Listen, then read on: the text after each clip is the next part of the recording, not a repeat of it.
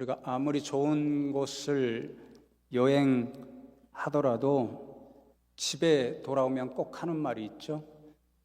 우리 집이 제일 좋다, 편안하다 그러지요. 또 아무리 맛있는 식당에 가서 맛있는 것을 먹어도 계속해서 그것 먹으라면 질린다 그러고, 그래도 우리 집에서 집사람이 또 엄마가 해주는 게 제일 맛있다 그러잖아요. 교회도 마찬가지인 것 같습니다. 우리 교회, 하나님이 우리에게 허락하신 영적인 집, 이 집이 제일 좋지 않나 그런 생각을 하게 됩니다. 옆에 있는 분들에게 그래서 우리 집이 제일 좋습니다, 교회가 좋다는 말이죠. 함께 인사 나누면 좋겠습니다.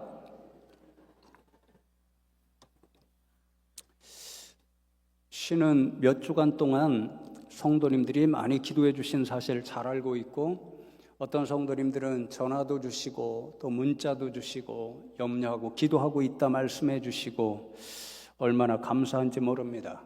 덕분에 몸과 마음의 모든 것들이 조금씩 회복되고 있다, 이런 느낌을 가집니다.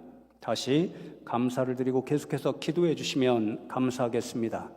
쉬는 시간을 가지기 이전에 제 자신에게 개인적으로 육체적으로나 정신적으로나 굉장한 데미지가 있었습니다. 그 일을 회복하기 위해서 쉬는 시간에 두 가지 일에 집중했는데요. 나중에 알게 된 사실인데, C.S. 루이스가 지은 책 가운데 스크루테이프의 편지라는 아주 유명한 책이 있습니다. 그 주된 내용이 스크루테이프가 악마인데, 이 악마가 자신의 조카, 또 다른 악마죠. 그 악마에게 어떻게 하면 사람들이 하나님을 멀리할까, 신앙의 길에 들어서지 않고 결국 자신들처럼 악마와 같은 존재, 마귀의 자녀들이 될 수 있도록 유혹할까, 그 영적인 유혹들을 기록한 그런 책입니다. 그래서 영적 유혹으로부터 우리 자신을 가장 잘 지킬 수 있도록 안내하는 안내서가 그 책이라고 많은 분들이 평가합니다. 그 책의 일부를 읽었는데, 이 스크루테이프가 뭐라고 이야기하냐면요, 사람들이 하나님에게 가까이 하지 않도록, 또는 신앙의 길이 들어서지 못하도록, 진리에 가까이 가지 못하도록 반드시 하지 말게 해야 할 두 가지가 있다라고 그러더라고요. 하나는 산책, 걷는 일이고, 또 다른 하나는 책을 읽는 것, 독서입니다. 왜 그럴까? 그 책에는 자세히 설명해 놓지 않았는데 가만히 생각해 보니까 두 가지가 공통점이 있습니다. 여러분, 혼자 산책하시다 보면 자신에 대해서, 세상에 대해서 깊이 고민하게 되죠. 그런 고민을 통해서 진리에 대한 열망이 생기는 것입니다. 내가 어디로 부터 왔을까? 내가 요즘 왜 이렇게 힘들까? 때로는 심각하게 내가 죽으면 끝일까? 이런 생각들을 하면서 더 진리에 가까이 갈 수 있는 거죠. 그러니까 걸으면서 철학한 사람들이 있습니다. 아리스토텔레스, 이런 사람들은 걸으면서 제자들을 가르쳤습니다. 소요학파라고 그러죠. 예수님도 제자들을 데리고 많이 걸으셨죠. 그래서 악마가 걷는 일을 싫어하는구나, 그런 생각을 하게 되었고요. 두 번째는 독서입니다. 독서가 어떤 거죠? 나쁜 책도 많지만요, 좋은 책이 세상에 훨씬 많잖아요. 책을 읽으면서 책 내용을 통해서 진리에 더 가까이 가는 거죠. 그러니까 사단이, 악마가 우리 인생이 하나님으로부터 멀어지게 하려면, 진리로부터 멀어지게 하려면 걷고, 그래서 생각하고 돌아보고 독서, 진리를 깨닫게 하는 일을 하지 말게 해야 된다, 그렇게 적고 있는 것 같아요. 우연히 제가 쉬는 시간에 그 두 가지에 집중했습니다. 무엇보다도 걷는 일에 집중했습니다. 많이 걸었습니다. 제 얼굴이 새카맣니다. 새카맣게 빛이 나죠. 그리고 한 8kg를 뺐습니다. 걸으면서 가장 좋았던 게 몇 가지 순례의 길이었습니다. 순례자의 교회라고 하는 아주 작은 교회도 갔고, 제가 여러분에게 같이 가자고 몇 번이나 얘기했는데 한 분도 같이 가자고 얘기하지 않더라고요. 제가 싫은가 봐요. 그래서 제가 먼저 가서 그곳이 얼마나 좋은 곳인가 한번 살펴보기 위해서 신안에 있는 섬티하고 12사도 교회를 지어놓은 네 섬을 연결해서 지어놓은 그곳을 가보았습니다. 어떤 할머님 한 분을 만났는데 그분이 억수로 많이 온다고 그러더라고요. 믿는 분들이나 믿지 않는 분들이나 유명해져서 많이 온다고 그래요. 너무 좋았습니다. 저랑 같이 안 가도 좋으니까 시간이 되시면 꼭 한번 가셔서 자전거로도 돌 수 있고 걸어서도 돌 수 있으니까 나중에 제가 좀 자세히 소개할 그런 기회가 있을 겁니다. 두 번째로는 책을 좀 많이 읽지는 못해도 두 가지 주제를 읽었습니다. 하나는 우리 성도님들에게 언젠가 고통, 고난을 중심으로 설교할 것이라고 예고한 바 있는데 고통에 관한 책, 신앙서적을 몇 가지 읽었습니다. 그리고 마음의 치유에 관한 것, 어떻게 나를 치유할까, 이런 심리학 서적 몇 권을 또 읽었습니다.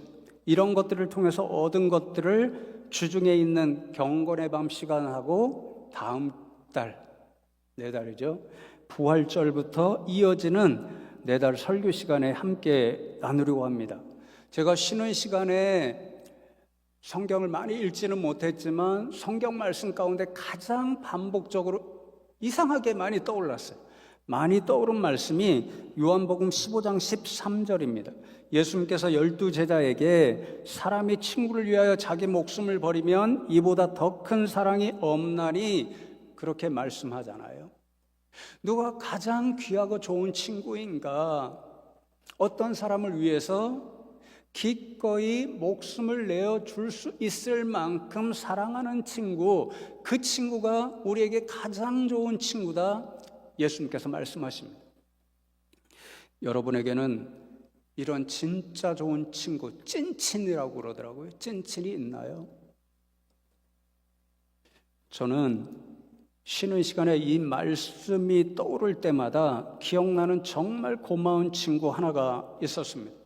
아주 특별한 인연으로 만나고 친구가 되고 수십 년째 친구로 지내고 있는데요. 초등학교 3학년 때 제가 전학을 가게 되었습니다. 깡시골에서 살았습니다. 저희 부모님과 저희가 담배 농사가 주업이었습니다.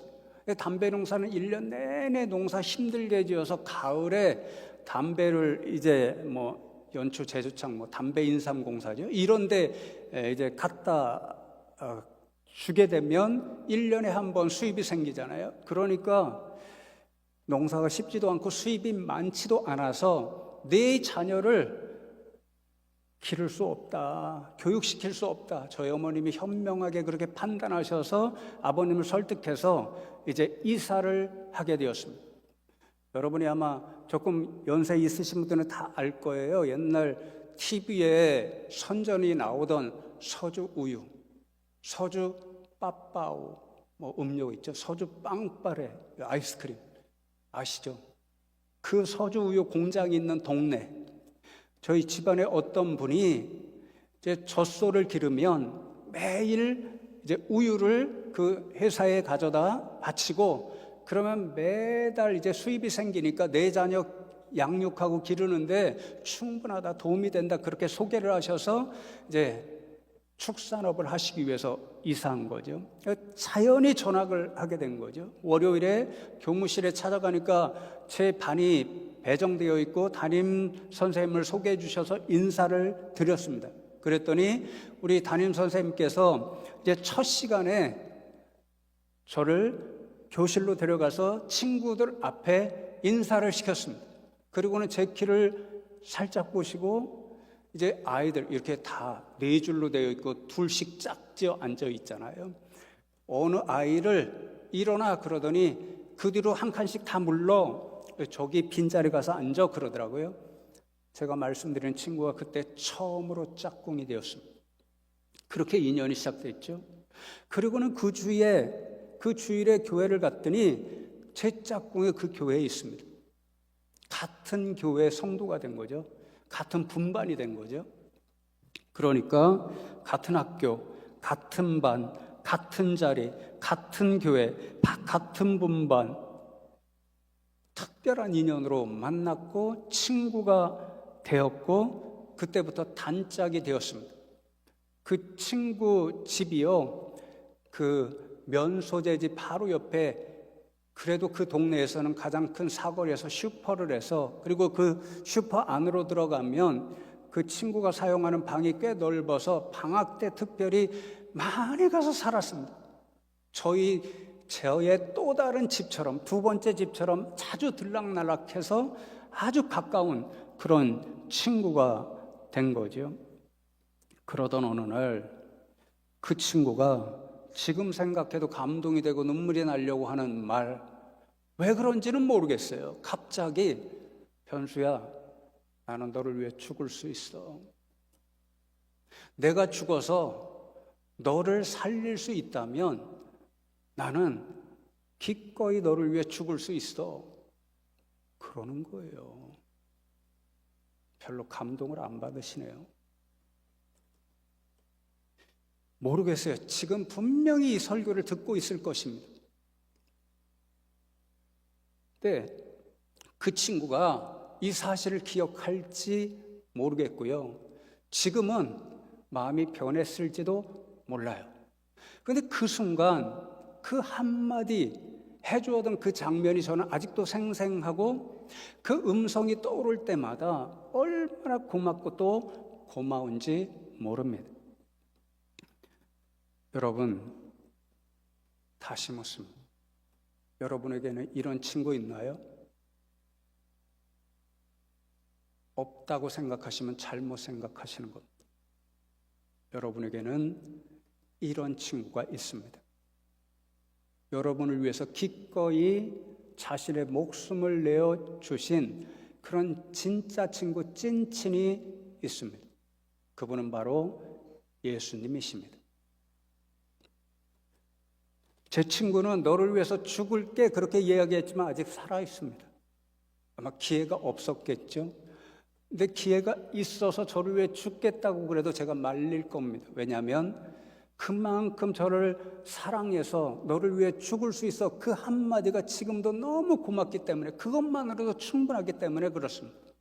그런데 예수님은요, 진짜로 여러분을 위해서, 여기 설교하고 있는 김현수 목사를 위해서, 또 예배에 참여하고 있는 여러분 한 분 한 분을 위해서 진짜로 죽으셨습니다. 그만큼 여러분을 사랑하시고 그럴 정도로 진짜 친구, 여러분을 위한 찐친이 되어주셨습니다. 지금 우리가 사순절을 지나고 있습니다. 오늘은 예수님께서 십자가 지시로 예루살렘에 입성한 종려주일이고, 내일부터는 사순절의 가장 중요한 때 고난주간이 시작됩니다. 이 사순절 기간, 특별히 종려주일과 고난주간에 우리는 온 마음과 생각을 저 십자가에 집중하며 보냅니다. 예수님이 저 십자가에서 받으신 그 고난을 묵상하고 또 묵상합니다. 우리가 이 절기에 그 어느 때보다도 집중하는 저 십자가는 오늘도 우리에게 무엇을 말씀하고 있을까요? 저 십자가에서 당하신 예수님의 고난은 오늘도 우리에게 무엇을 기억하라고 말씀하실까요? 이미 말씀드렸죠. 예수님께서 우리를 살리시기 위해 실제로 죽으셨다. 그만큼 우리를 사랑해 주셨다.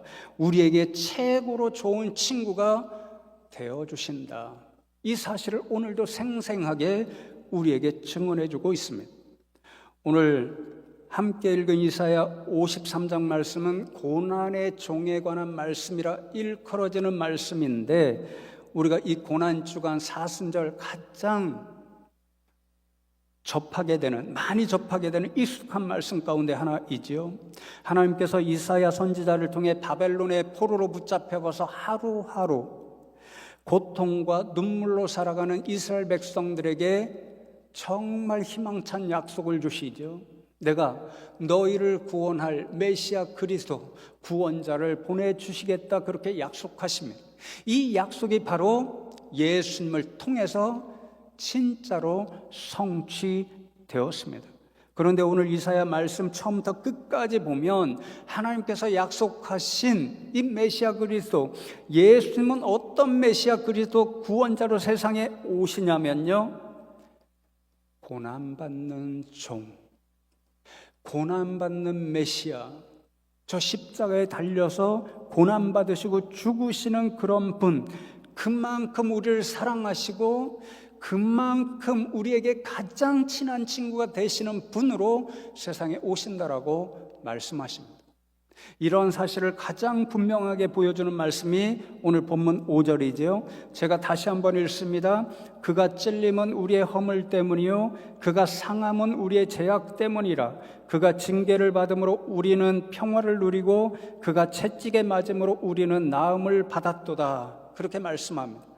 찔림, 상함, 원어사전을 보니까 결국은 죽음으로 끝나게 되는 가장 극심한 고통을 뜻합니다. 예수님이 바로 그러셨죠. 결국은 육신의 마지막 죽음으로 끝나게 되는 저 십자가, 가장 극심한 고통을 받으셨습니다. 근데 중요한 것은 예수님이 저 십자가 가장 극심한 고통을 받은 까닭이 예수님 자신 때문이 아니었다라는 거죠. 뭐라고 말씀하죠? 우리의 허물 때문이요 우리의 죄악 때문이다. 바로 저와 여러분 한 사람 한 사람 나 자신의 허물과 나 자신의 죄악 때문이라고 말씀합니다. 그러니 여러분, 실제로 고난 받아야 할 사람, 실제로 저 십자가에서 죽어야 할 사람, 그 사람은 저와 여러분이었습니다. 그런데 우리 예수님께서는 그것을 원하지 않으셨습니다. 예수님께서는 마땅히 허물과 죄악 때문에 죽어야 할 우리를 위해서, 우리를 대신해서 저 십자가의 고난을 받으시고 저 십자가에서 보혈을 흘리며 죽으셨습니다. 그래서 예수님의 죽음을 대속적 죽음이다, 그렇게 이야기하죠. 대속이라는 뜻이 뭐지요? 네이버 국어사전이 아주 잘 설명해 놓았더라고요. 남의 죄를 대신하여 벌을 받거나 죽음으로 속죄한다는 뜻입니다. 그러니까 저 십자가는 오늘도 어떤 사실을 우리에게 증언하고 있나요? 허물과 죄악으로 인해 마땅히 고통받고 죽어야 할 우리를 대신해서 예수님이 대신하여 벌을 받고 죽으셨다는 그 대속적 죽음을 우리에게 말씀해 줍니다. 그래서 오늘 본문에 이어지는 말씀에 보면 예수님의 대속적 죽음에 관해 반복적으로 말씀합니다. 먼저 6절 말씀을 보시면 우리는 다 양 같아서 그릇 행하여 각기 제 길로 갔거늘 여호와께서는 우리 모두의 죄악을 그에게 담당시키셨도다, 그렇게 말씀합니다. 양 같아서 그릇된 길로 갔습니다. 그래서 허물과 죄악이 있습니다. 그 허물과 죄악은 바로 우리 자신의 것입니다. 그래서 우리 자신이 벌을 받고 우리 자신이 고통을 받고 우리 자신이 십자가에서 죽어야 했습니다. 그런데 하나님께서 우리를 너무도 사랑하셔서 그렇게 하시지 않고 자신의 가장 귀한 독생자 예수님을 세상에 보내셔서 우리의 허물과 죄악을 담당하도록 하셨습니다. 예수님은 그 아버지의 뜻을 이루시기 위해서 우리를 대신해서 우리의 허물과 죄악을 지시고 저 십자가에서 고난을 받으시고 죽음을 당하셨습니다. 이어지는 10절과 11절 말씀을 보시면 여호와께서 그에게 상함을 받게 하시기를 원하사 질고를 당하게 하셨은즉 그의 영혼을 속건제물로 드리기에 이르면 그가 씨를 보게 되며 그의 날은 길 것이요 또 그의 손으로 여호와께서 기뻐하시는 뜻을 성취하리로다. 그가 자기 영혼의 수고한 것을 보고 만족하게 여길 것이라. 나의 의로운 종이 자기 지식으로 많은 사람을 의롭게 하며 또 그들의 죄악을 친히 담당하리로다. 예수님의 대속적 죽음을 속건제물이라고 표현합니다. 구약의 5가지 제사를 잘 기억하시죠? 번제, 소제, 속죄제, 화목제, 속건제. 기본적으로는 다 하나님의 은혜를 갈망하면서 하나님 앞에 드리는 제사 예배 형식입니다. 그런데 이 가운데 속죄제와 속건제, 하나님 앞에 여러 가지 죄를 범한 그 일을 하나님 앞에 내어놓고 죄를 용서받는 용서의 은총을 경험하기 위해 하나님 앞에 드린 그런 제사 예배입니다. 본래는 죄를 저지른 예배자가 하나님으로부터 심판을 받고 죽어야 합니다. 그런데 하나님께서 그것을 원하시지 않고 그 죄인을 살려주시기 위해서 대신 속죄의 제물, 속건의 제물, 대속의 제물로 소나 양, 비둘기, 다른 예물을 선택해서 하나님 앞에 드리게 하죠. 하나님께서 짐승의 피, 생명을 대신 받으시고 마땅히 진짜 죽어야 할 죄를 지은 인간, 사람은 살게 해 주십니다. 그런데 이런 속죄의 제물, 속건의 제물, 대속의 제물은 한계가 있죠. 끊임없이 반복해서 드려져야 합니다. 죄를 질 때마다 속죄를 위해서 드려져야 합니다. 오늘도 하나님께서 이 예배 형식을 다른 형식으로 바꾸시지 않았다면 저 예배당 앞에 제단을 쌓아놓고 수많은 짐승의 피를 드려야 했을 겁니다. 세상 믿지 않는 사람들이 다 말리고 미친 짓 한다고 그러겠죠. 하나님께서 그 대신에 영원한 속죄의 제물, 대속의 제물을 스스로 마련하셨습니다. 독생자 예수님을 세상에 보내시고 우리의 죄와 허물을 대신 짊어지시고 저 십자가에서 대속의 제물로 죽게 하신 거죠. 그래서 어떤 은혜를 우리에게 누리게 되냐면요, 11절에 많은 사람을 의롭게 하시고 또 5절에 평화를 누리게 하시고 그러잖아요. 예수님께서 우리의 죄를 대신하여 십자가에서 대속적 죽음을 죽으심으로 우리의 죄가 용서받고 하나님으로부터 의롭다 여김을 받아 다시 살아나는 기적, 죄로 인해 원수되었던 하나님과 관계가 끊어졌던 그 관계를 회복시키시고 하나님과 평화를 누리게 하는 그 은혜를 맛볼 수 있게 되었습니다. 사랑하는 성도 여러분, 그렇습니다. 오늘도 저 십자가는 우리에게 무엇을 말씀해 주냐면요, 예수님께서 우리의 허물과 죄악을 위해 대신하여 죽으셨다는 사실, 그래서 마땅히 죽어야 할 우리를 살려주셨다는 사실, 그토록 예수님은 우리를 끔찍하게 사랑하시고 그런 진짜 친구가 되어주셨다는 사실, 그 예수님은 어제도 오늘도 영원토록 변함없이 우리의 친구로 우리 곁에 함께 계신다는 사실을 분명히 말씀해 줍니다. 서두에 봉독한 요한복음 15장 말씀으로 다시 돌아갑니다.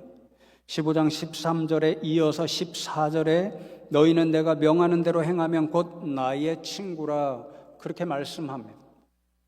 예수님께서 저와 여러분에게 너는 나의 친구야, 놀라운 말씀을 하십니다. 그런데 이 말씀의 전후 문맥을 잘 살펴보면 나도 외로워, 너희가 나의 친구가 되어줄 수 없겠니? 외로운 나를 위해 찐친이 되어주지 않을래? 그런 초청의 말씀입니다. 어떻게 하면 예수님 원하시는 대로 예수님의 진짜 찐친이 될 수 있나요? 내가 명하는 대로 행하면, 그렇게 말씀하죠. 예수님 주신 말씀대로 듣고 순종하고 행하면 예수님의 찐친이 되어서 외로우신 예수님을 위로해드리는 정말 좋은 친구가 될 수 있다라는 거예요.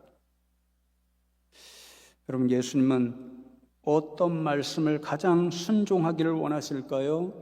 이 말씀이 시작되는 요한복음 15장 12절에 내 계명은 곧 내가 너희를 사랑한 것 같이 너희도 서로 사랑하라 하는 이것이니라, 그렇게 말씀합니다. 예수님이 우리를 사랑하셨습니다. 저 십자가에서 우리의 죄를 대신 짊어지시고 우리를 살리시기 위해 대속적 죽음을 죽으시기까지 우리를 사랑하셨습니다. 그 예수님을 본받아 우리도 서로 사랑하면, 비록 서로를 위해서 죽지는 못할지언정 진실된 마음으로 사랑하면 예수님의 진짜 친구가 되어 드릴 수 있다는 거죠. 마지막으로 묻습니다. 오늘 너무 많이 여쭙나요? 여러분, 옆에 계신 성도님들 보십시오. 여러분은 지금 옆에 있는 성도님들 진짜 사랑하고 계신가요? 속으로 너를 위해서는 죽을 수 없을 것 같아, 이렇게 얘기할지는 몰라도 진짜 진실된 마음으로 예수님이 말씀하신 그대로 사랑하고 계신가요? 그래서 예수님의 진짜 좋은 친구, 찐친이 되고 계신가요? 솔직하게 물어보시기 바랍니다. 저는 요즘 오늘날이 예수님께서 가장 외로운 시대가 아닐까, 이런 생각을 종종 하게 됩니다. 예수님이 찾으시는 그 한 사람, 그 친구, 그 찐친을 찾기 너무 어려운 시대가 아닌가, 그런 생각을 하게 되는 거죠. 예수님은 세상에 사람을 살리러 오셨습니다. 세상은 정반대로 돌아가고 있습니다.